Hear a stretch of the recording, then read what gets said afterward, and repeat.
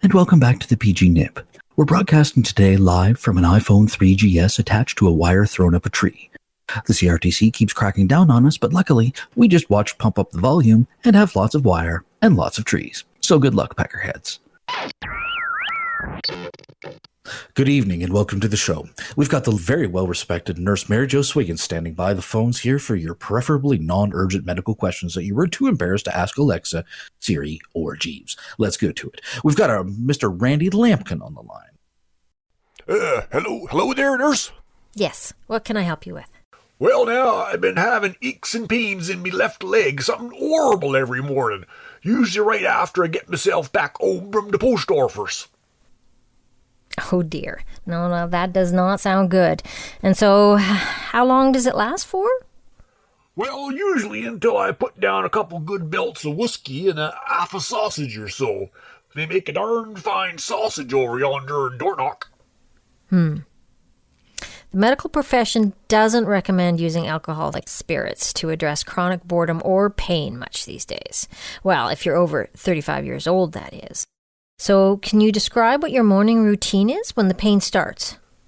Well, as I was relating, I gets up each morning and things are generally fair in the middling, except my coon dog is typically already looking at me hungry like, and there's nothing but god-awful news on the telly about that uppity poofter Doug Ford.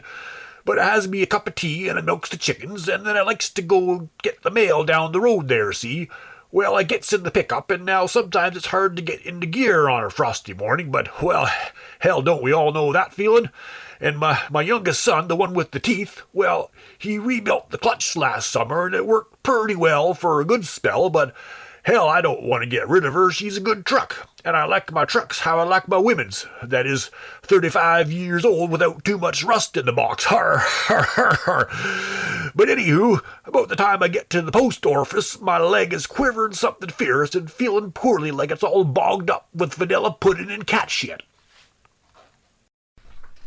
Okay then. Well, okay, I think I've got some good news for you, Randy. We have studied several cases of this in medical college. So I think what's happening is that your son put the flywheel clamps on upside down. And there's not enough pressure in the clutch pedal solenoid to fully penetrate the transmission caliper. So instead of smooth, easy shifting, your poor old leg has to fight against all of that affirmative action, and you end up stomping around on it like a one-legged man trying to kick a football up an escalator. Well, now, you don't say. I do indeed. Now, Randy, you go and get that lazy arsewipe son of yours to drop that transmission again and fix it up proper, and you'll be good as gold. That's just lovely. I will try that. Thank you again, Nurse Swiggins. Well, there's another satisfied customer, and we'll get back to listening to these fascinating and sometimes very graphic medical problems of our friends and neighbors right after this short message from our sponsors. I first tried it when I was about 14 years old, down at the beach, at the cafe. I knew a lot of older kids and adults who were doing it too, and it made me feel more grown up. At first I told myself, hey, this isn't permanent. I can quit any time.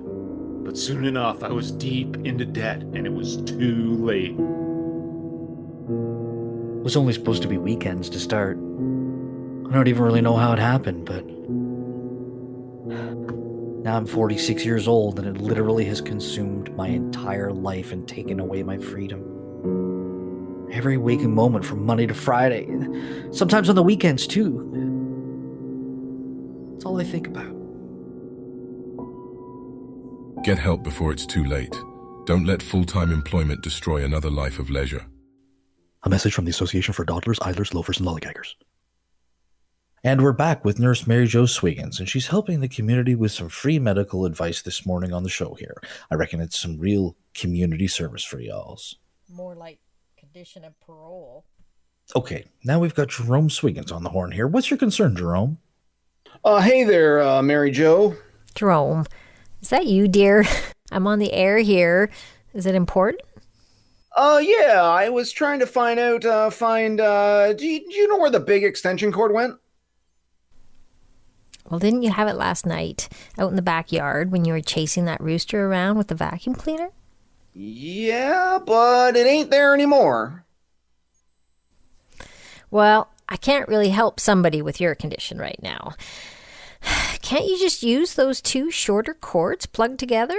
There's that one in the bathroom for the heater you can take, you know? Oh, that's a great idea. And also, can you bring home some molasses? Goodbye, Jerome. Okay, let's move on. We've got Melvis on the line here next. Hi, nurse. I was wondering if you could help me. I'm not sure who to turn to. I've been on antidepressants for the last 5 years, and it's not really helping. Everywhere I look around, it's just all impending environmental collapse and war and wildfires and social dysfunction. And you need $800,000 to buy a house in Balaclava, and it's just all too much. My head hurts just reading the news. And are there any new medications I can take to remedy my ailments? Well, there have been lots of exciting or disturbing new research in understanding the cause of depression in the last few years. And what the doctors are discovering now is that most of these pharmaceutical pills don't do a darn lick of good. Well, unless you're the shareholder, that is. But what several prominent think tanks are proposing right now, and I've seen good results with many of my own patients. Well, before I go too far, are you under 35 years of age, Melvis? I'm 23, ma'am. Okay, perfect. So in that case, what I would prescribe to you is maybe 2 to 3 shots of Canadian whiskey each day, right around lunch, and then maybe a few bucket tokes of mid-grade hashish in the early evening. You'll be right as rain in no time. You know, that's what WebMD recommended too, but I wanted to talk to a real medical person. You know, you can't just trust everything you read on the internet. Well, ain't that the goddamn nabbit truth?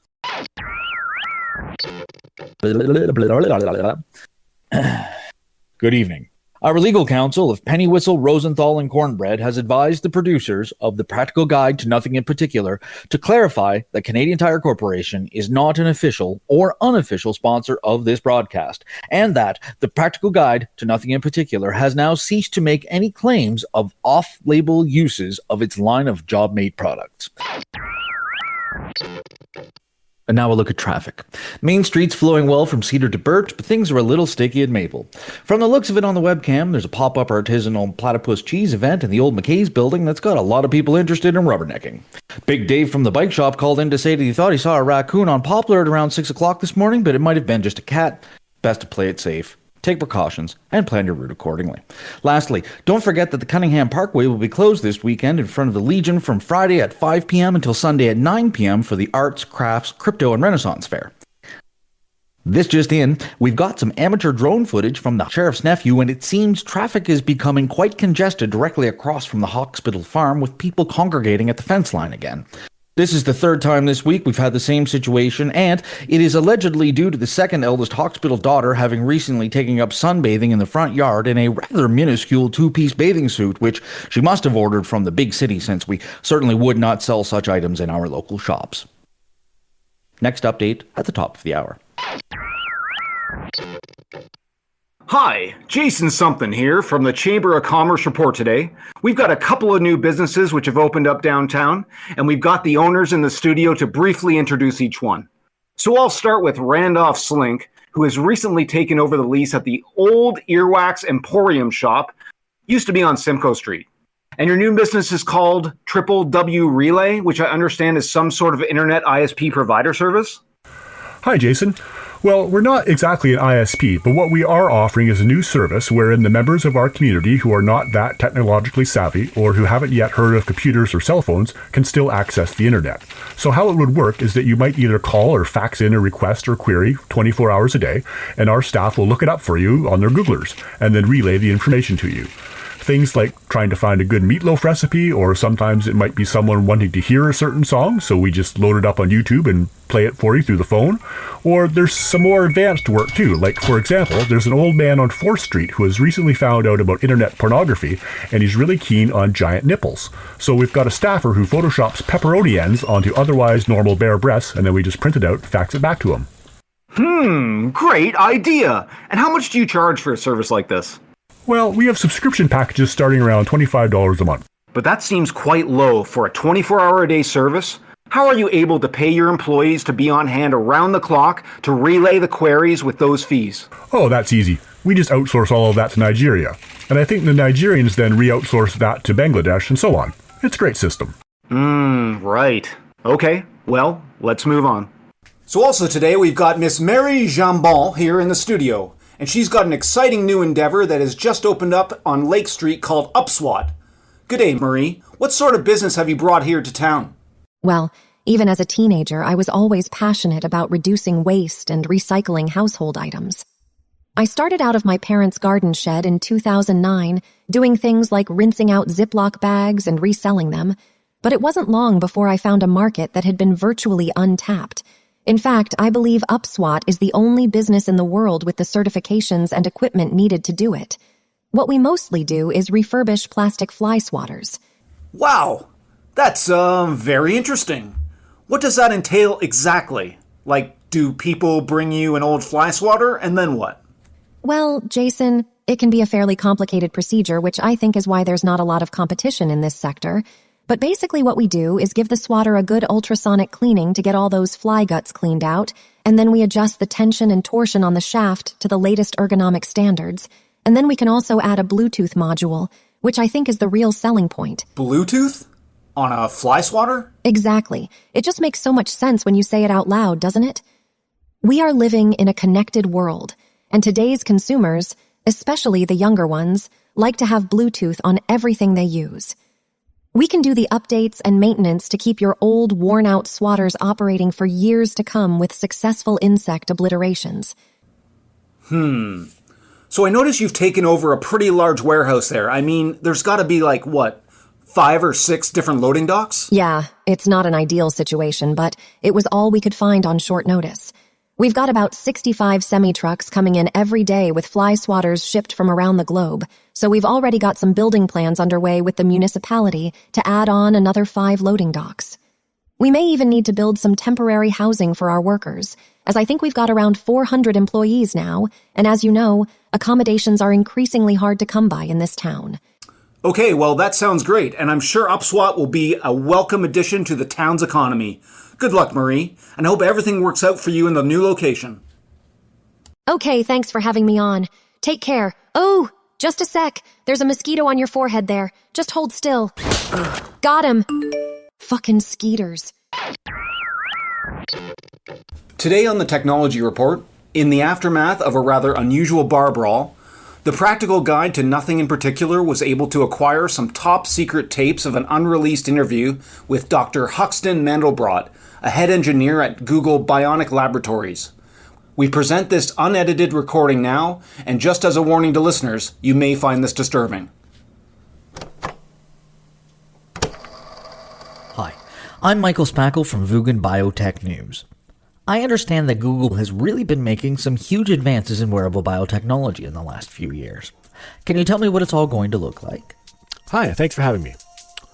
Well, let's put it this way. Now, you look like a modern young person, and would I be presumptuous if I were to guess you had a smartphone in the pocket of your, may I say, excessively skinny jeans?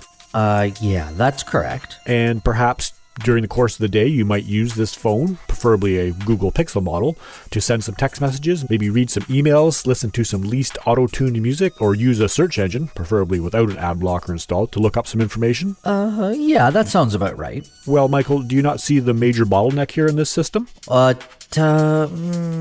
Look, I'm sure you're quite busy doing regular human things all day, but it must take you a good 45 seconds or so just to awkwardly extract that phone from your pocket each and every time you want to use it.